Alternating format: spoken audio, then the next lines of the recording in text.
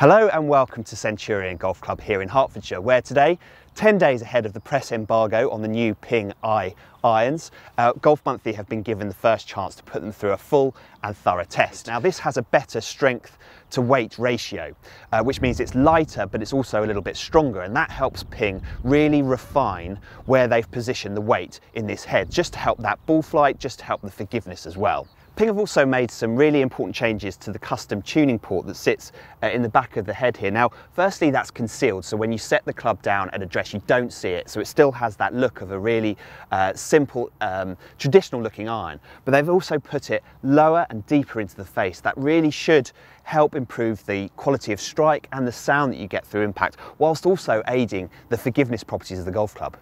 Finally, and I think one of the most impressive features of the new Ping I iron is the shaft offering. So you can have Ping's CFS shaft as the stock shaft offering, but there are also 4 other shafts to choose from. And that's the sort of thing that players in that kind of mid and low handicap category will really be looking for in order to really dial themselves in. So that's the key technology within the I iron.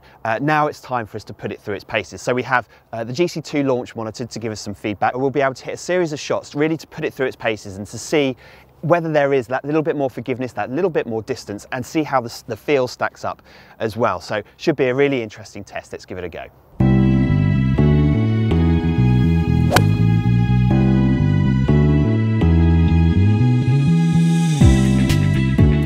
What I want to do is just to lay down some markers with my own Ping S55 and see how they compare. And then I'll put in the new I iron, hit the 7 iron in exactly the same spec, and see what the differences are.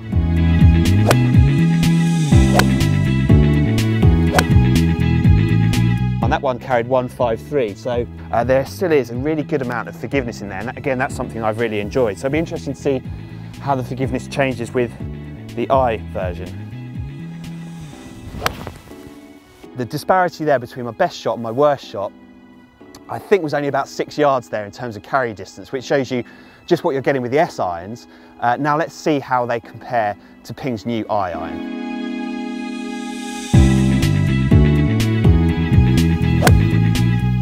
It's carried nicely up onto the green. That's gone 159. It's carried 160.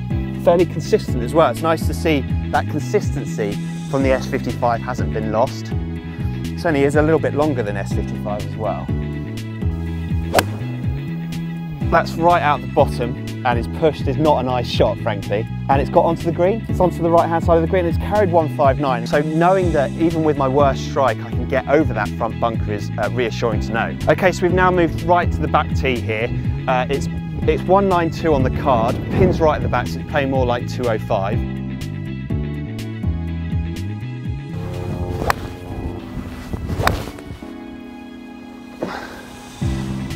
This really does show where this iron comes into its own. The consistency that I've got with this 5 iron from 192 or about 205 would make a difference. I've got absolutely no doubt to my own game. So I've had an absolutely brilliant morning here on the 19th hole here at Centurion. They have a spare hole, a par 3. First of all, I just want to talk a little bit about the numbers I was getting in the straight up comparison between my own S55 and the I iron. And it's clear to see right off the bat just how much more distance I was getting with the I iron. I think 6 yards difference on average, shot for shot, is a huge amount, and that also came with a little bit more flight, so 300 more RPM, which is great. So the ball was flying a little bit higher, which should mean that it stops a little bit quicker on the green. So all in all, that it goes to show the technology that the Ping engineers have packed into the iron, it works. There is a difference there. Just that little bit more forgiveness in a head that doesn't look too chunky. It still looks pretty traditional.